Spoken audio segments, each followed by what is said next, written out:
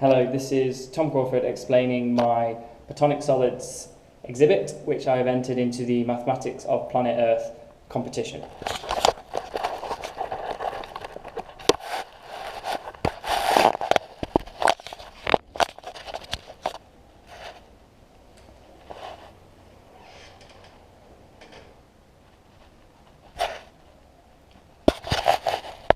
I felt the easiest way to explain my exhibit would be to put a camera on my head and basically show you what it looks like. So here is a mock setup of the full exhibit, and I'm going to start with the information board at the back. So this could of course be made on a nice poster, sort of look a bit nicer than just made out of paper and cardboard. And the idea here is to provide information on various aspects of the Platonic solids. So the key sort of idea of the exhibit is that the Platonic solids are these mathematical structures and shapes that have been studied throughout history by many famous mathematicians, and they've been used to describe all kinds of things about our Earth, about the universe, and they appear in nature.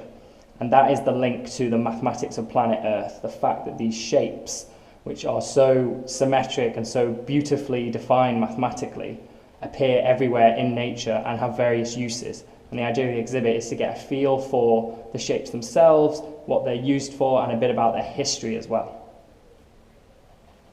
So the information board, so we have a nice title sort of explaining what it's about, and then it's divided up into 5 different sections. So we have history over here on the left. So this is a piece. All of this text is submitted in my application. This is just a piece explaining the history of them. They're named after Plato, the relationship with ancient Greece, and then some pictures which go along with that. We then move on to elements. So this is the relationship that Plato linked between the solids and the 5 elements, sort of the 4 classical elements of ancient Greece: fire, air, water, earth, and then the 5th, the ether, or the heavens, as Plato called it.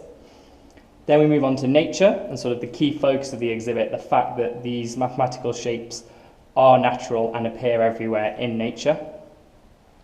Then we talk about the planets and other potential applications in terms of models. So this relates to Johannes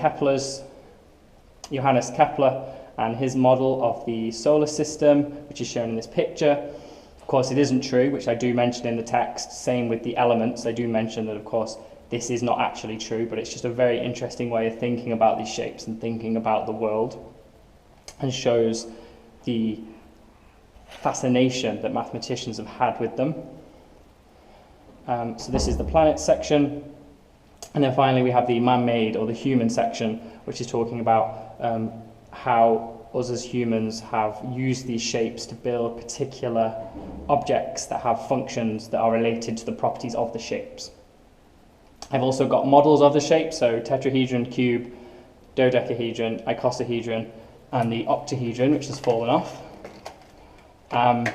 And these are made from paper, and the nets are on the desk here. So these would be part of the exhibit, and there would be a pile of paper printouts of each net, and scissors and glue could be provided, and then the participants could cut out their net and stick together and build their own model of the solids. This is what I've done with these 5, and then they can take them home as a little souvenir, a little memento from the exhibit.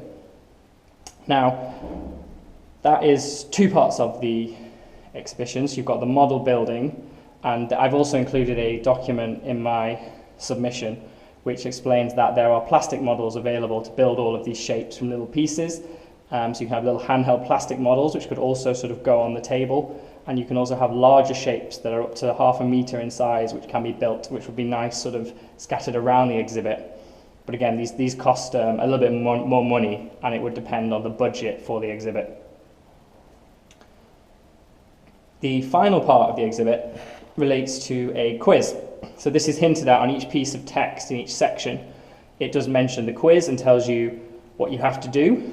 And the basic idea is that for each section, you're matching up the shape with its name or property or use. So the quiz is here on this board, and on the left-hand side, you've got the 5 shapes. I'll explain the rope shortly. You then have the name of the shape, which is the history section. You then have the 5 elements from ancient Greece, which relates to the elements section. The nature, the appearances of the shapes in nature. You have the 5 in the center. Planets, you have 5 planets. And the man-made use you have finally on this side. And again, on each piece of paper, it sort of says to you, right, try the quiz out. Can you relate the shape to its use and sort of join up the dots here? And there's also a hint given on each of them. The hint could be included, could not be included, depending on your audience. You could also have the hint sort of hidden and maybe underneath a panel, so it could be revealed if people were stuck or if they wanted a hint. Maybe some people want to try it without the hint. But the way this works is, for example, if I take the first one here, the icosahedron, the rope is to be fixed on the shape. So the rope cannot move from its starting point, so they're all correct. And the way this is designed is such that the rope should join up the correct answer. So you go from the shape icosahedron to its name, wrapping it around, and then go to the next one for the element. The icosahedron is water, and you continue in this manner. And the reason for having the rope and the string like this is that the length of the rope will actually perfectly match going from the left-hand side of the board to the right-hand side of the board. And so people will know that if they've got them correct, because it will fit, and if they've got a wrong answer, the rope will not reach the end. And so they'll be able to sort of answer the questions themselves and also use it to help them guess. So if they're stuck, they can think, oh, well, the rope doesn't fit there, so it must be this one.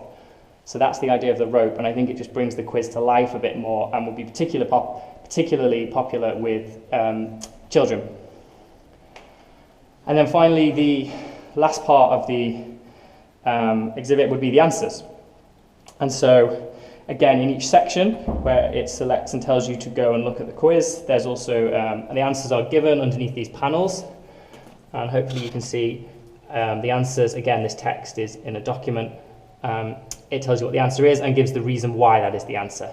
And it's the same for all 5 sections. It gives the answers and tells you why, so that people can check their answers are correct and then also learn why that was the answer in case they just guessed or if they wanted to see if their reasoning was correct. So I hope that explains my exhibit. This is obviously just an idea for how it would look. The quiz board here could of course be placed on the table, or there could be 2 separate tables, one with the models and the nets for building and then the quiz on the table next to it. But I think it works quite well having the sort of the information board above the quiz so that the columns are lined up, so history lines up and elements, etc. Any questions, let me know.